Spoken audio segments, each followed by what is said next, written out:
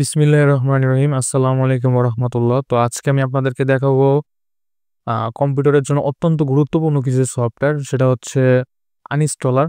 So কিভাবে করে আপনারা হচ্ছে রিবো আনইনস্টলার প্রো ব্যবহার করবেন, অথবা এর অল্টারনেটিভ হিসেবে আপনারা হচ্ছে ভয়েস প্রোগ্রাম ক্লিনার ব্যবহার করবেন। এটা হচ্ছে রিবো আনইনস্টলারের মতোই, কিন্তু এটা হচ্ছে ফ্রি। আপনারা রিবো আনইনস্টলারের মধ্যে যা করতে পারতেন এটা দিয়েও তাই করতে পারবেন। তবে আমার পরামর্শ থাকবে আপনারা রিবো আনইনস্টলারটা ব্যবহার করার জন্য, কারণ হচ্ছে এটা বেশি পাওয়ারফুল। আর আপনারা ডেডিকেটেড একটা আনইনস্টলার কেন ব্যবহার করবেন, তার কারণ হচ্ছে আপনারা যখন কন্ট্রোল প্যানেল থেকে অথবা হচ্ছে কোনো আদার্স ওয়েবসাইট থেকে, মানে হচ্ছে সিস্টেম থেকে যখন আমরা ফাইলটা আনইনস্টল করি, তো এটা কিন্তু পুরাপুরি আনইনস্টল হয় না। মানে আনইনস্টলটা কিভাবে হয়, যে আপনার বাসায় একজন মানুষ থাকতো ভাড়া হিসেবে, আপনি জাস্ট ওই ব্যক্তিকে বের করে দিলেন, কিন্তু তার জিনিসপাতি কিন্তু ওই আপনার যে ভাড়া দেওয়া ফ্ল্যাটে ওখানে রয়ে গেছে।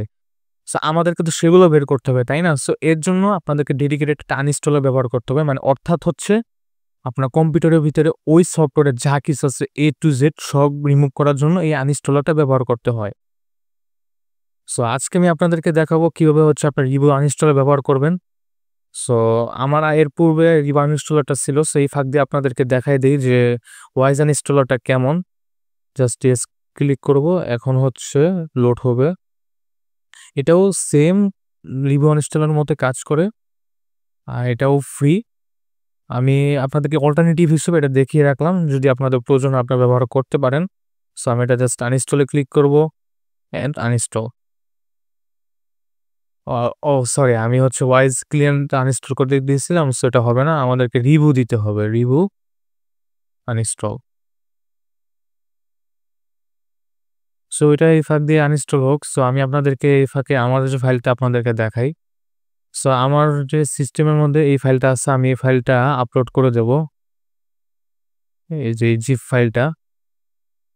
সো এটাকে আনজিপ করা হয়েছে। সো আনজিপ করার পর হচ্ছে এটা হচ্ছে setup.exe ফাইল, একটা লাইসেন্স ফাইল। সো এটাই হচ্ছে গেম চেঞ্জার। সো এটাই আমাদেরকে লাগবে। সো তারপর আপনাদের বিশ্বাসের খাতিরে এবং বুঝানোর খাতিরে আমি এগুলো আবার স্ক্যান করে আপনাদেরকে দেখাই। Setup open.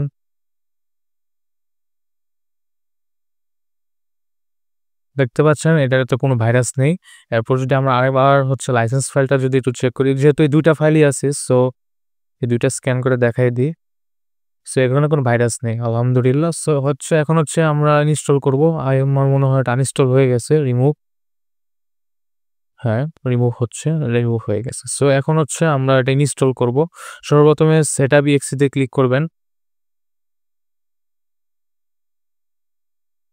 পুরো ভিডিওটি দেখতে হবে, না হলে হচ্ছে আপনি যদি কোনো স্টেপ স্কিপ করেন তাহলে কিন্তু হচ্ছে আপনি কিন্তু মানে পুরাপুরি আনলক নাও করতে পারেন। আপনাদেরকে যদি দেখাই, এই ইভো ইনস্টলার কিন্তু প্রায় ৳৩,০০০ একটা সফটওয়্যার। আপনি যদি একটু সময় ব্যয় করে যদি একটু দেখেন, তাহলে আপনার কিন্তু উপকার। আপনি কিন্তু ফ্রিতে ব্যবহার করতে পারবেন। আর এটা হচ্ছে নিরাপদ ফাইল। সো এইভাবে আপনাকে নিরাপদ ফাইল হয়তো অন্য কেউ দেবে কিনা এটা আমার জানা নেই।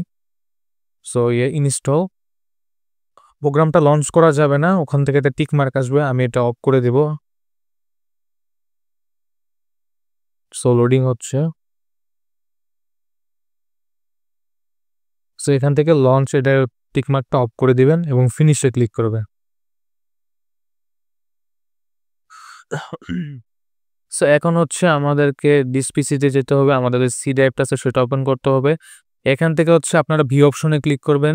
এখান থেকে অবশ্য শো, এখানে ক্লিক করে আপনার হিডেন ফাইলসটা অবশ্যই, হিডেন আইটেমস এটাতে অবশ্যই টিক মার্ক দিয়ে রাখবেন।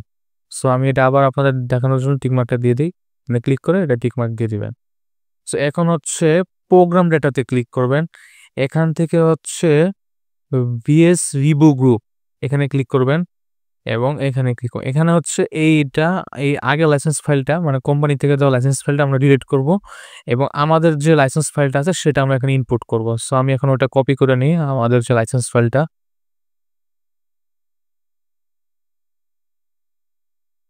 জাস্ট হচ্ছে কাট করে নিই এবং এটা ডিলিট করে দেই এবং এখানে এটা পেস্ট করে দিই। That's it. সো কাজ শেষ। এখন হচ্ছে আমরা যদি রিবো আনইনস্টলারটা ওপেন করি, এই যে আমার এখানে আইসা করছে। সো ওপেন করলাম।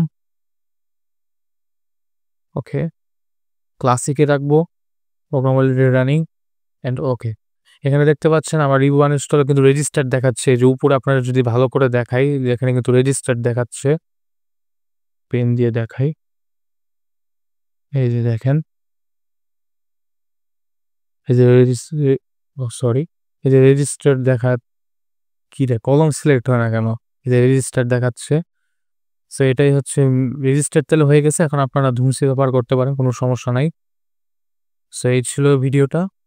আর হচ্ছে আর একটা জিনিস জানিয়ে রাখি, সেটা হচ্ছে আপনারা যখন কখন কোনো সফটওয়্যার বা ক্র্যাক সফটওয়্যার বা যেটাই হোক ইনস্টল করবেন, ভাইরাস টোটাল দিয়ে জিপ ফাইলটা আপনারা জাস্ট স্ক্যান করবেন না, জিপ ফাইলটা এক্সট্রাক্ট করে ওটার ভিতরে প্রত্যেকটা ফাইল হচ্ছে আপনারা করবেন আলাদা, আলাদা করে ভাইরাস টোটাল দিয়ে স্ক্যান করে দেন হচ্ছে ব্যবহার করবেন। এটাই আপনাদের জন্য সবথেকে বেশি নিরাপদ। সো এটাই হচ্ছে ভিডিওটা। আশা করছি আপনাদের খুব ভালো লেগেছে। ভালো লাগলে আপনারা অবশ্যই লাইক করবেন। আমার জন্য দোয়া করবেন। সো দেখা হবে অন্য কোনো ভিডিওতে। আসসালামু আলাইকুম।